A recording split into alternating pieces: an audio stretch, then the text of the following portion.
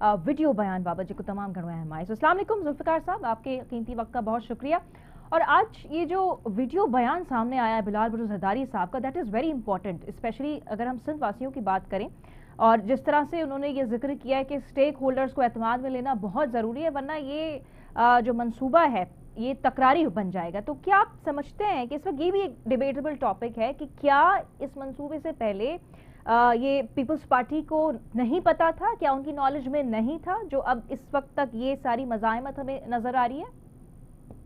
बिस्मिल्लाहिर्रहमानिर्रहीम, बहुत शुक्रिया आपने अपने प्रोग्राम में बुलाया लैला।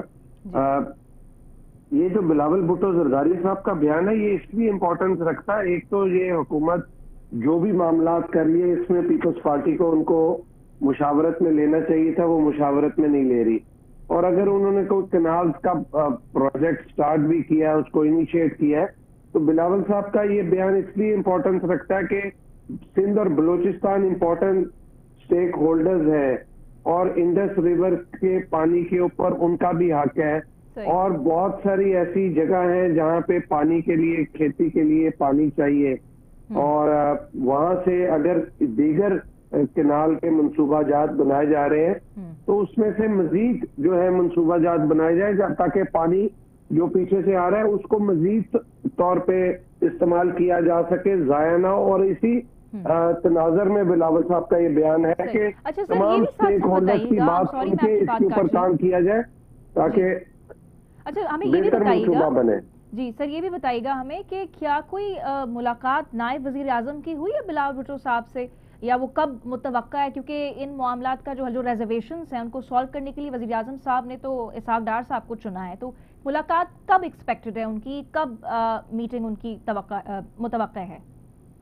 बिलावल भुट्टो जरदारी साहब ने एक कमेटी बनाई है जो पाकिस्तान मुस्लिम लीग के साथ मामलात को करेगी, और मुस्लिम लीग अगर कोई बातचीत करना चाहती है उस कमेटी के साथ बातचीत करेगी, जिसमें सीनियर कायदीन है चारों सूबों से और वफाक से, साबिक वज़ीर आज़म है, साबिक गवर्नर है, मौजूदा जो है वो गवर्नर है, तो इम्पोर्टेंट लोग हैं उस कमेटी में।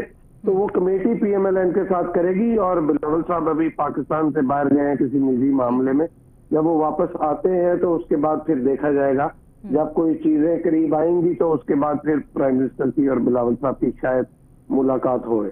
ओके, एक आखिरी सवाल पूछूंगी कि ये जो कमेटी तश्कील हुई है इसका नतीजा निकलेगा कि जो तमाम रिजर्वेशंस हैं सिंध में इस वक्त बहुत ज्यादा प्रोटेस्ट हो रहा है इस मामले को लेके, तो आप समझते हैं कि ये कमेटी इन सारे रिजर्वेशंस को खत्म करने में बड़ा अहम किरदार निभा सकती है?